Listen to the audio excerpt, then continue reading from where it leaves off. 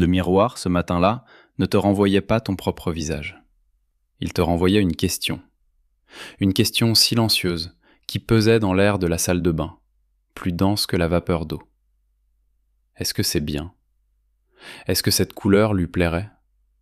Est-ce que ce sourire est assez détendu, pas trop en attente, pas trop distant ? Tu ne te regardais pas. Tu te soumettais à une inspection.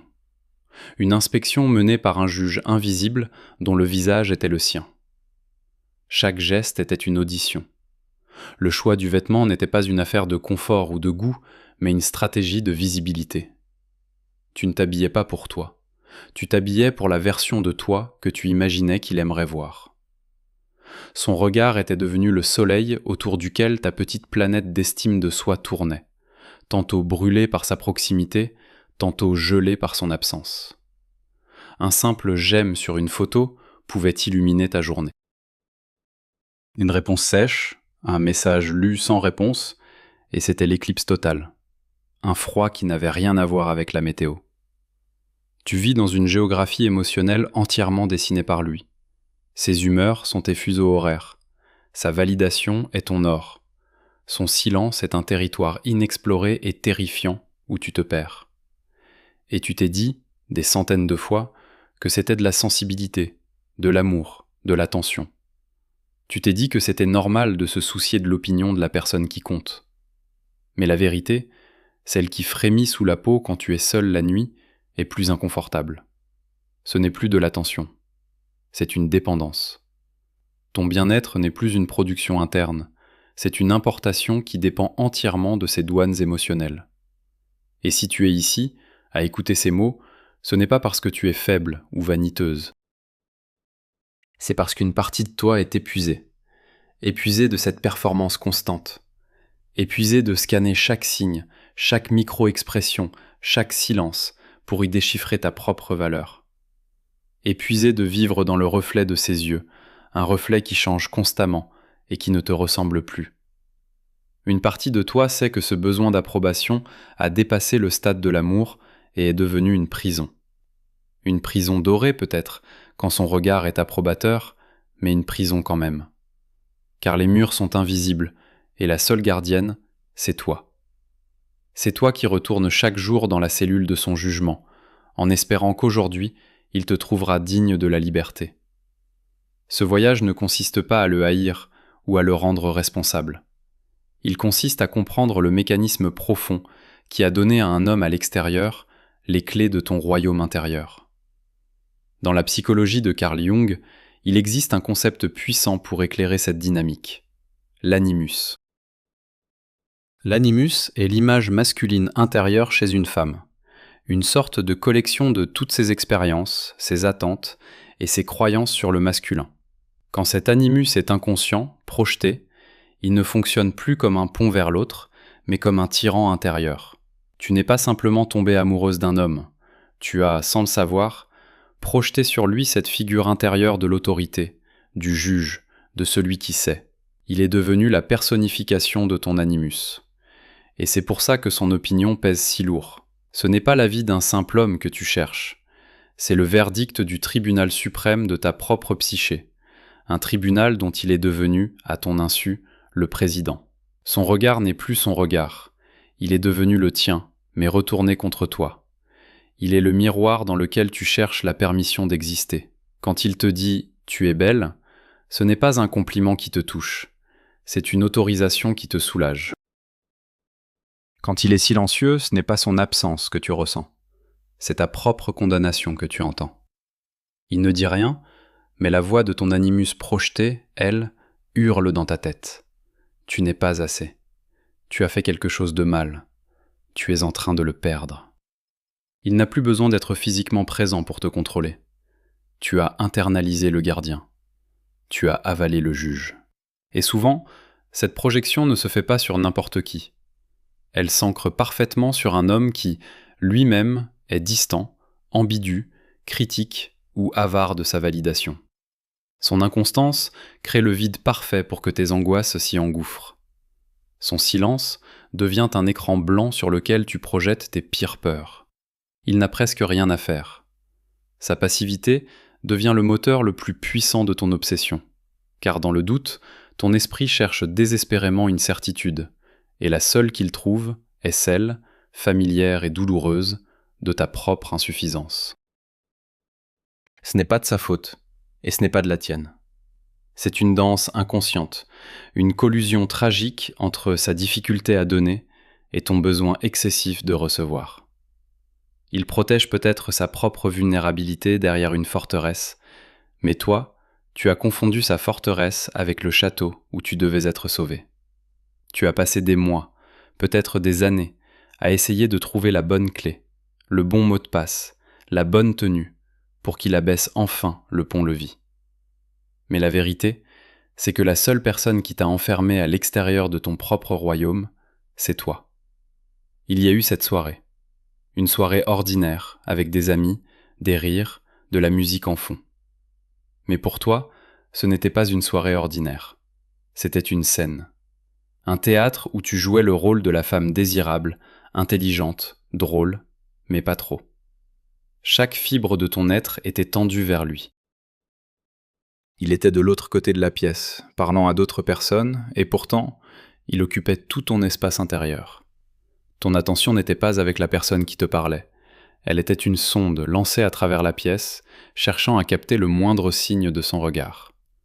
Tu as raconté une anecdote, et ton rire était un peu trop fort, un peu trop aigu. Tu ne riais pas de bon cœur, tu envoyais un signal sonore dans sa direction. Regarde comme je suis joyeuse, regarde comme je suis vivante. Tu as senti son regard se poser sur toi une fraction de seconde, et ton corps a reçu une décharge électrique, un mélange de triomphe et de panique.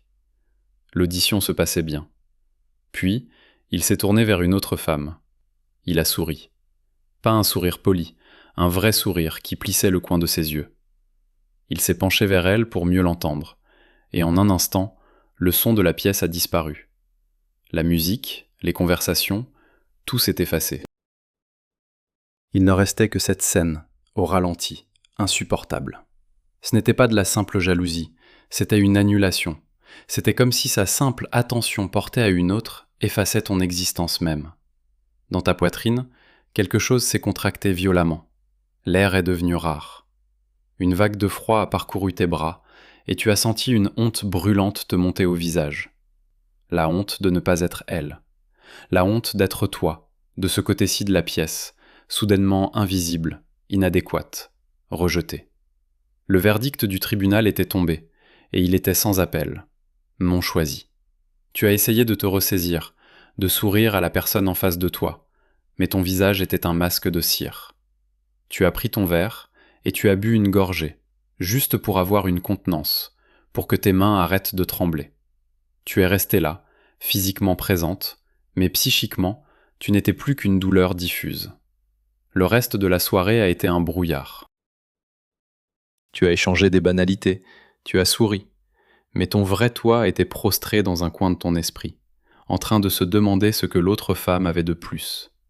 Était-elle plus belle, plus intelligente, plus intéressante ? La question n'était pas « qui est-elle ?», mais « qu'est-ce qui ne va pas avec moi ?» Le trajet du retour, seul dans ta voiture, a été un silence assourdissant.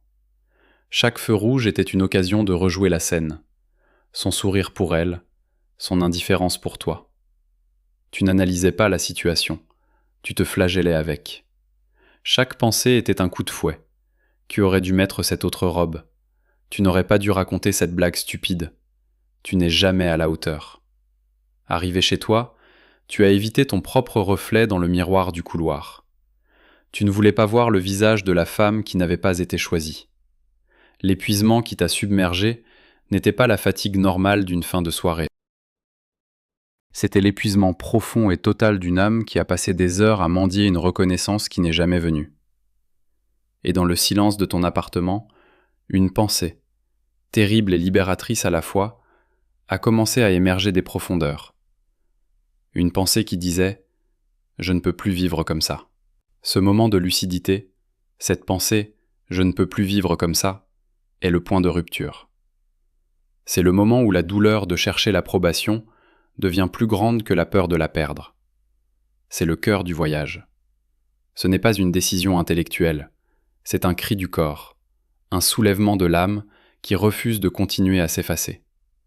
La véritable prise de conscience, la vérité qui change tout, n'est pas « il doit me voir », c'est « je dois me voir ». Le problème n'est pas son regard absent. Le problème est que son regard est devenu le seul qui compte. Tu as externalisé ta source de lumière, et tu t'étonnes de vivre dans le noir dès qu'il se détourne. La première étape pour rapatrier ce pouvoir n'est pas un acte de rébellion spectaculaire. Ce n'est pas lui envoyer un message de colère ou bloquer son numéro dans un geste dramatique. C'est beaucoup plus silencieux, beaucoup plus intime. C'est se tenir à nouveau devant ce miroir, le lendemain de la soirée, et au lieu de chercher les défauts qu'il aurait pu voir, chercher simplement ton propre regard. Pour la première fois depuis longtemps, tu ne te demandes pas « de quoi ai-je l'air ?», tu te demandes « comment je me sens ?» Et la réponse est là, dans la tension de ta mâchoire, dans tes épaules voûtées, dans le creux de ton estomac. Ton corps te parle de l'épuisement, de la tristesse, de la colère sourde. Et tu l'écoutes. Tu ne le juges pas. Tu ne lui dis pas qu'il est trop sensible. Tu l'accueilles. C'est le premier acte de souveraineté. Choisir tes propres sensations plutôt que son opinion supposée. Le centre de gravité de ton monde commence alors un lent, très lent déplacement. Il quitte l'orbite de son approbation pour revenir flotter, maladroitement au début, au centre de ta propre poitrine. Le monde ne s'arrête pas de tourner. Il commence à tourner autour de toi. Ton corps est le premier à enregistrer le changement. Un jour, tu remarqueras que tu respires un peu plus profondément. Un autre jour, en choisissant tes vêtements, tu choisiras un pull doux, non pas parce qu'il te met en valeur, mais parce que sa douceur sur ta peau te réconforte. Ce sont des micro-révolutions, imperceptibles de l'extérieur, mais sismiques à l'intérieur. Tu commences à nourrir ton propre système nerveux au lieu de le laisser mourir de faim en attendant sa validation. Tu commences à te materner toi-même. Quand la petite voix paniquée de l'animus juge s'élève, il n'a pas répondu, il t'a oublié. Une autre voix, plus calme et plus mûre, émerge à côté. Elle ne crie pas pour faire taire la première. Elle lui dit simplement « Je sais que tu as peur ». Mais sa réponse ne définit pas ta valeur. Respire. Je suis là. Tu deviens ton propre point d'ancrage. Si tu reconnais cet endroit où le regard de l'autre est devenu une prison, tu peux nommer pour toi ce que tu choisis de voir à la place. La clarté, la paix, ou simplement moi. Tu n'as pas besoin de l'écrire, juste de le sentir. C'est le début du chemin du retour. Tu ne cesses pas de l'aimer lui, tu commences à t'aimer toi. Et c'est cette nuance qui change absolument tout. Ce chemin de retour à soi n'est pas une ligne droite, c'est une spirale. Tu repasseras par les mêmes endroits, mais à chaque fois, d'un peu plus haut. Et inévitablement, après une période de calme fragile, où tu auras commencé à goûter à la paix de ne plus attendre, le test arrivera. C'est une loi de la psyché. Le vieux schéma revient toujours frapper à la porte pour vérifier si tu es vraiment sérieuse. Plusieurs semaines ont passé. Tu as eu des jours bons, où tu te sentais presque libre, et des jours difficiles, où l'envie de vérifier son profil en ligne était une démangeaison quasi insupportable. Mais globalement, une nouvelle stabilité s'est installée. Ton sommeil est moins agité. Le matin, ta première pensée n'est plus systématiquement pour lui. Et puis, un mardi soir, alors que tu es en train de lire, ton téléphone vibre sur la table basse. Son prénom s'affiche. Le cœur s'emballe. Une décharge d'adrénaline pure, instantanée, comme une drogue injectée directement dans tes veines. Le livre est oublié. Le monde se réduit à ce petit rectangle lumineux. Le message est d'une banalité déconcertante. « Salut, ça va ?» La vieille toi, celle qui vivait dans ses yeux, se réveille en sursaut. Elle hurle. C'est le moment. Il pense à moi. Il revient. Elle veut attraper le téléphone, répondre immédiatement, trouver la phrase parfaite, spirituelle, détachée mais pas trop, qui le captivera à nouveau. L'ancienne angoisse est là. Si je ne réponds pas assez vite, il va passer à autre chose. Si ma réponse est ennuyeuse, je vais gâcher ma chance. Qu'est-ce qu'il attend de moi? C'est une tempête intérieure. Ton corps est en état d'alerte maximale. L'audition recommence. Mais il y a quelque chose de nouveau. Une autre partie de toi, plus calme, observe cette panique. Elle ne la juge pas, elle la constate. C'est la partie de toi qui a goûté à la paix. Et cette partie pose une question simple. Est-ce que je veux vraiment retourner là-dedans? C'est là que se joue la véritable transformation. Tu ne saisis pas le téléphone. Tu le laisses sur la table. Tu te lèves, tu vas dans la cuisine te servir un verre d'eau. Tes mains tremblent un peu, mais tu le fais. Tu respires. Une grande inspiration. Une longue expiration. Tu ne joues pas un jeu de « fuis-moi, je te suis ». Tu te donnes de l'espace. L'espace pour que la vague d'adrénaline redescende. L'espace pour consulter non pas une stratégie, mais ton propre centre. Que ressens-tu vraiment sous la panique? De la fatigue. Une immense lassitude à l'idée de devoir à nouveau décoder, interpréter, espérer. Tu n'es plus une débutante. Tu connais cette danse. Tu sais que ce « ça va » n'est probablement pas une déclaration d'amour, mais une sonde qu'il envoie dans ton espace pour voir si la porte est toujours ouverte, si la lumière est toujours allumée pour lui. Tu attends. Pas 1 heure pour le punir. Tu attends le temps qu'il te faut pour te sentir à nouveau ancré. Peut-être 20 minutes, peut-être jusqu'au lendemain matin. Et quand tu réponds, ta réponse n'est pas une performance, c'est une simple information. Oui, ça va bien. J'espère que toi aussi.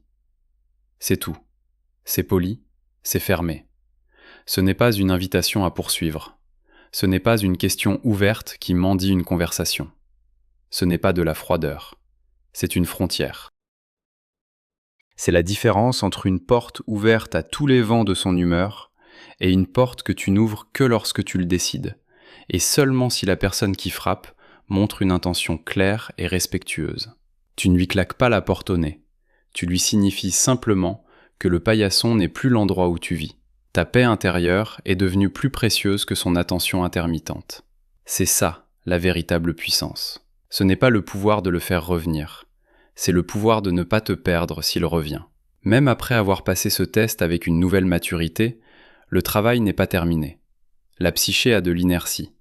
Il y a une partie de toi, ta part d'ombre, qui peut se sentir frustrée par ce calme nouveau. Cette part n'est pas mauvaise, elle est simplement habituée à un autre type d'énergie. C'est la part qui a appris à confondre l'intensité et l'amour, l'anxiété et la passion. Cette ombre murmure dans les moments de solitude. C'était plus excitant avant. Au moins, tu sentais quelque chose. Maintenant, c'est plat, c'est ennuyeux. C'est l'addiction au drame, à la montagne russe émotionnelle des hauts de sa validation et des bas de son silence. Reconnaître cette voix, sans la laisser prendre le volant, est une étape cruciale. Tu peux lui dire « Je comprends que tu t'ennuies, mais nous avons besoin de repos, nous avons besoin de sécurité. » L'excitation à ce prix-là était un poison. Tu ne combats pas ton ombre, tu l'éduques. Tu lui apprends un nouveau langage, celui de la paix durable. Et puis, le doute revient, insidieux. Quelques jours après ton épreuve du message, alors qu'il n'a pas relancé, l'animus juge tente un dernier coup d'état. Tu vois, tu as été trop froide, tu as laissé passer ta chance. Il ne réessaiera plus, c'est de ta faute. Cette vieille culpabilité, ce sentiment d'avoir mal fait, est profondément ancré. C'est le programme par défaut de la femme qui a été conditionnée à plaire. La différence, c'est que maintenant, tu reconnais le programme. Tu vois la boucle.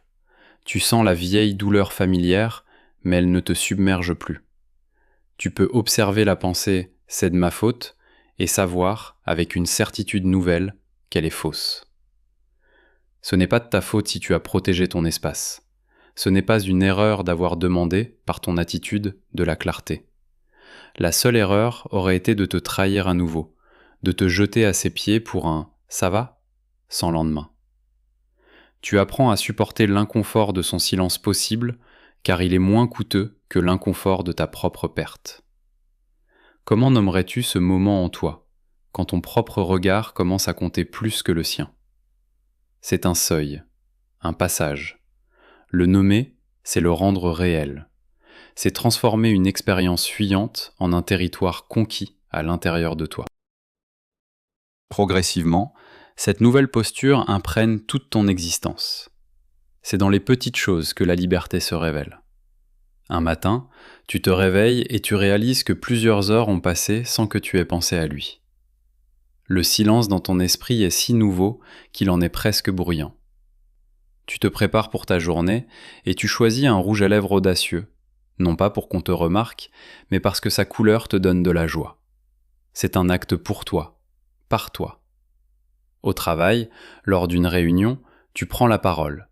Tu exposes ton point de vue avec clarté. Auparavant, ton esprit se serait immédiatement scindé en deux. Une partie qui parle et une autre qui s'observe à travers son regard imaginaire, se jugeant, se critiquant. Était-ce pertinent ? N'ai-je pas eu l'air trop agressive ? Maintenant, cette seconde voix critique s'est estompée. Tu es simplement là, présente, engagée dans ce que tu fais. Tu ne rejoues plus la scène après coup. Tu l'as vécue. Ce qui ressemblait au début à un vide, l'absence de l'adrénaline de l'attente, se transforme peu à peu en espace. Un espace pour tes propres pensées, tes propres envies, tes propres amis. Tu redécouvres le goût d'un café bu lentement, sans vérifier ton téléphone toutes les 30 secondes. Tu te surprends à rire aux éclats avec une amie, complètement absorbée par la conversation. Ta vie, qui était devenue un satellite de la sienne, retrouve son propre centre de gravité. Tu apprends à distinguer la maturité de la peur. L'ancienne dynamique était basée sur la peur. Peur de le perdre, peur de ne pas être assez, peur de la solitude. Cette peur créait une intensité que tu prenais pour de la passion. La nouvelle maturité, elle, est calme. Elle peut sembler ennuyeuse pour un système nerveux habitué au chaos. Mais sous ce calme, il y a une force inébranlable. C'est la différence entre un feu de paille, brillant et éphémère, et les braises d'un feu profond, qui dure toute la nuit et réchauffe vraiment. Un soir, tu retournes devant ce miroir, celui qui a été le témoin de tant d'auditions silencieuses. Et quelque chose a changé. Tu ne vois plus une candidate en attente de validation. Tu vois une femme. Tu vois la fatigue dans ses yeux, mais aussi une nouvelle lueur. Tu vois la force dans la ligne de sa bouche. Tu vois l'histoire de ses peines et de ses victoires silencieuses. Ton regard n'est plus une évaluation, c'est une reconnaissance. Tu te vois, enfin, complètement, sans filtre. Le regard de l'autre n'est plus le miroir principal. Il est devenu un simple reflet dans la vitrine d'un magasin devant lequel tu passes, sans t'arrêter. Le but de ce voyage n'a jamais été de le forcer à te voir. C'était de te rendre capable de te voir toi-même, avec une telle clarté et un tel amour que son regard devienne secondaire. Son approbation n'est plus la monnaie avec laquelle tu achètes ta valeur. Tu as trouvé la source à l'intérieur de toi. Le tribunal intérieur, présidé par son visage, a finalement été ajourné, faute de plaignante. La plaignante, c'était la partie de toi qui croyait ne pas être assez. Et cette partie, tu ne l'as pas détruite. Tu l'as prise dans tes bras et tu l'as rassurée. L'animus, cette figure intérieure, n'est plus un juge projeté sur lui. Il se retire de son visage et redevient une force intérieure. Il n'est plus le critique qui te paralyse, mais un partenaire intérieur qui t'apporte la clarté, le discernement, la capacité à agir dans le monde avec confiance. Tu n'as plus besoin qu'un homme extérieur te dise « tu es capable », parce que ton principe masculin intérieur te le confirme déjà. Si ce chemin résonne en toi, tu peux laisser une phrase en commentaire, non pas pour qu'il la lise, mais comme un ancrage pour toi. Une phrase comme « mon regard me suffit ». C'est un acte de déclaration de ton indépendance émotionnelle. Car la liberté ne commence pas le jour où il te regarde enfin de la manière dont tu as toujours rêvé. Elle commence le jour où son regard, ou son absence de regard, n'a plus le pouvoir de définir qui tu es. Il peut te trouver magnifique ou ordinaire, fascinante ou ennuyeuse. Cela le concerne lui, son histoire, ses goûts. Cela ne change plus la vérité fondamentale de ta propre valeur. Tu as repris les rênes. Tu es sorti de son reflet pour entrer dans ta propre peau. Et c'est un sentiment de retour à la maison, plus profond et plus satisfaisant que n'importe quelle approbation extérieure ne le sera jamais. La liberté ne commence pas quand il te regarde enfin. Elle commence quand tu n'attends plus qu'il le fasse pour exister.